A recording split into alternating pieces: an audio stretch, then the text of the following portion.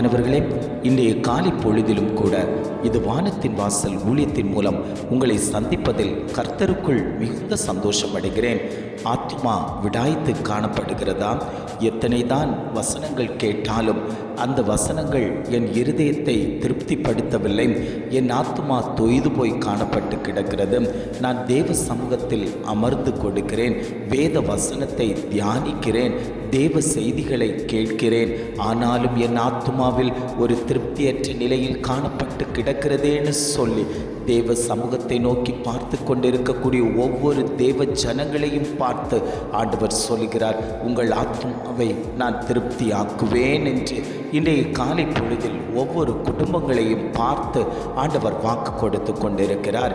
இன்றைய காலை பொழுதிலும் கூட ஆண்டவர் நமக்கு தரக்கூடிய நல்ல வார்த்தை என்னவென்றால், எரேமியா 31 அதிகாரம் 25 வசனம் இவ்வாறாக சொல்லுகிறது, நான் விடாய்த்த ஆத்துமாவை சம்பூரணமடைய பண்ணி தொய்த எல்லா ஆத்துமாவையும் நிரப்புவேன். வசனம் இவ்வாறாக சொல்லுகிறது, நான் விடாய்த்த ஆத்துமாவை சம்பூரணமடைய பண்ணி தொய்த எல்லா ஆத்துமாவையும் நிரப்புவேன். ஆண்டவர் குடும்பங்களை பார்த்து சொல்லுகிறார், உங்கள் இருதயம் தொய்து போய் காணப்பட்டு கிடக்கலாம், உங்கள் இருதயம் வெறுமையாக்கப்பட்டு கிடக்கலாம். அந்த இருதயங்களை நான் சம்பூரணமடைய பண்ணுவேன். அந்த ஆவி ஆத்துமா சரீரத்தை நான் சம்பூரணமடைய பண்ணுவேன் என்று ஆண்டவர் இன்றைய காலை பொழுதில் இதை கேட்டுக்கொண்டிருக்கக்கூடிய ஒவ்வொரு குடும்பங்களையும் பார்த்து அவர் வாக்கு கொடுத்து கொண்டிருக்கிறார். இன்றைய நாளில் ஆண்டவர் நம்மோடு பேசுகிறார். நம்முடைய ஆத்துமாவை சம்பூரணமடைய பண்ணுகிற கர்த்தர் இன்றைக்கு உங்கள் நடுவில் உலாவிக் கொண்டிருக்கிறார். யாருடைய ஆத்துமாக்கள் எல்லாம் தொய்து போய் கிடக்கிறதோ, பிள்ளையை குறித்தான கவலையினால் என்னுடைய இருதயம் தொய்து போய் கிடக்கிறது, புருஷனுடைய மதுபான பழக்கத்தினால் என்னுடைய இருதயம் தொய்து போய் கிடக்கிறது, பிள்ளையின் திருமண காரியத்தை குறித்து அந்த வியாகுலத்தினால் என்னுடைய இருதயம் தொய்து போய் கிடக்கிறது, கடன் பாரத்தினால் என்னுடைய இருதயம் தொய்து போய் கிடக்கிறது, பிரச்சனை போராட்டங்கள் குடும்பத்தில் இருப்பதினால் அதையே நினைத்து நினைத்து என்னுடைய இருதயம் தொய்து போய் கிடக்கிறது, என்னுடைய தொழிலில் நஷ்டமாகி கொண்டிருப்பதால் அதை நினைத்து கொண்டிருப்பதால் என்னுடைய இருதயம் தொய்து போய் கொண்டிருக்கிறது, என்னுடைய ஊழிய பாதையில் நான் போகிற பாதையில் அநேக தடைகள் இருக்கிறதை நினைத்து என்னுடைய இருதயம் தொய்து போய் கொண்டிருக்கிறது. இப்படி பல காரணங்களால் உங்களுடைய இருதயம் ஒரு திருப்தியற்ற நிலையில், அது ஒரு வெறுமையாக்கப்பட்ட நிலையில், உங்களுடைய ஆத்துமா சம்பூரணம் அடையாதபடிக்கு இருந்து கொண்டிருக்கிறதல்லவோ. ஆண்டவர் சொல்லுகிறார், உங்கள் ஆத்துமாவை திருப்தியாய் சம்பூரணம் அடைய பண்ணி உங்களை கட்டுவிப்பதற்காக நான் உங்களோடு கூட இருக்கிறேன் என்று ஆவியானவர் திட்டமும் தீர்மானமுமாய் குடும்பத்தை பார்த்து அவர் பேசிக்கொண்டிருக்கிறார். எத்தனை பேர், ஆண்டவரே என்னுடைய ஆத்மாவை நீர் திருப்திப்படுத்துங்கப்பா, பிள்ளைகள் திருப்திப்படுத்த மாட்டார்கள், புருஷன் திருப்திப்படுத்த மாட்டார்கள், நண்பர்கள் திருப்திப்படுத்த மாட்டார்கள், சொந்த பந்தங்கள் திருப்திப்படுத்த மாட்டார்கள், உற்றார் உறவினர்கள் திருப்திப்படுத்த மாட்டார்கள்.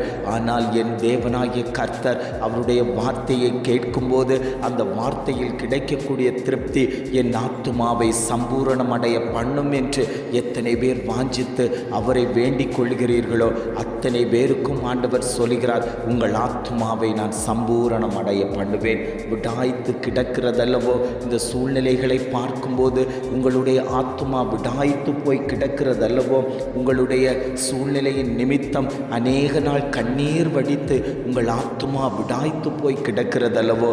ஆண்டவர் சொல்லுகிறார், விடாய்த்த ஆத்துமாவை சம்பூரணம் அடைய பண்ணக்கூடிய கர்த்தர் நான் உங்களோடு கூட இருக்கிறேன், நீங்கள் பயப்பட வேண்டாம். உங்களுக்கு வேண்டிய எல்லா காரியங்களையும், உங்களுக்கு வேண்டிய எல்லா நன்மைகளையும் செய்து தருவதற்கு நான் உங்களோடு கூட இருக்கிறேன். சத்ருவானவன் உங்கள் குடும்பத்தில் புகுந்து, சத்ருவானவன் உங்கள் எல்லைக்குள் புகுந்து, சத்ருவானவன் உங்களுடைய திட்டங்களை நாசமாக்கி கொண்டிருக்கும் போது ஆண்டவர் சொல்லுகிறார், அந்த சத்ருவை அழித்து நான் ஜெயம் எடுத்து உங்களுக்கு உங்களுக்காக போராடுகிற அந்த போராட்டத்தின் நுகக்கட்டுகளை முறித்து நான் உங்கள் குடும்பத்தில் வெற்றியை தருவேன் என்று ஆவியானவர் உங்கள் குடும்பத்தோடு பேசிக் கொண்டிருக்கிறார். தோற்று போன அனுபவம் போல இருக்கிறது.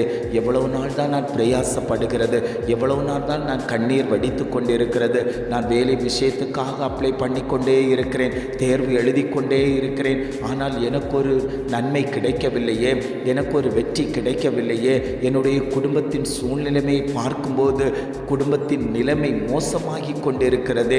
என்னுடைய வருமானத்தை வைத்துத்தான் இந்த குடும்பத்தை வளர்த்த வேண்டும் என்று நினைத்து கொண்டிருக்கக்கூடிய சகோதரனே, சகோதரியே, உங்களை பார்த்துத்தான் ஆண்டவர் சொல்கிறார், உன் ஆத்துமாவை நான் திருப்திப்படுத்த போகிறேன். நீ என்னுடைய சமூகத்தில் வந்து அமர்ந்து இருப்பாயானால் உனக்குண்டான நன்மைகள் உன்னிடத்தில் வந்து சேரும். உனக்குண்டான ஞானத்தை நான் தந்து, உனக்குண்டான வேலையை நான் எடுத்து தந்து உன்னை மேன்மைப்படுத்துவதற்கு நான் இன்றைக்கும் சர்வ வல்லமை உள்ள தேவனாய் உங்கள் மத்தியில் உலாவிக் கொண்டிருக்கிறேன் என்று ஆவியானவர் குடும்பங்களை பார்த்து அவர் பேசிக் கொண்டிருக்கிறார். எத்தனை பேர் இந்த வார்த்தை எனக்குத்தான், என் குடும்பத்துக்காகத்தான் இந்த வார்த்தை பேசப்பட்டு கொண்டிருக்கிறது என்று எத்தனை பேர் வாஞ்சித்து பிடித்து கொள்கிறீர்களோ அத்தனை பேருக்கும் ஆண்டவர் விடுதலையை தந்து உங்கள் ஆத்துமாவை சம்பூரணமடைய பண்ணுவேன் என்று ஆண்டவர் பேசிக் கொண்டிருக்கிறார். ஜெபிக்கலாமா?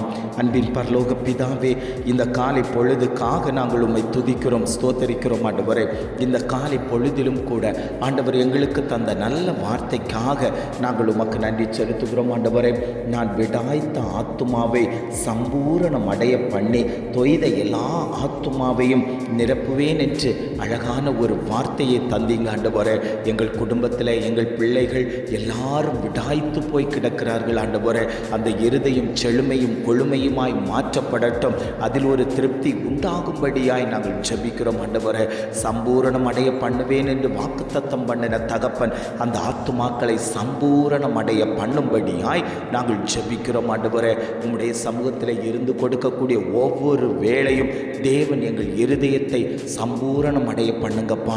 இந்த ஆத்துமா உம்முடைய சமூகத்தில் வந்து சேரத்தக்க விதத்தில் தேவன் எங்களை நிரப்பி அனுப்பும்படியாய் நாங்கள் ஜெபிக்கிறோம். உம்முடைய வார்த்தையை பிடித்து ஜெபிப்பதற்கு, உம்முடைய வார்த்தையை தியானிப்பதற்கு தேவன் தந்த நல்ல வாக்கியத்திற்காக நாங்கள் உமக்கு நன்றி செலுத்துகிறோம். ஆண்டவரே, இம்மட்டுமாய் வழி நடத்தின தகப்பன் இனியும் நீர் அவர்களை வழி நடத்தும்படியாய் நாங்கள் ஜெபிக்கிறோம்.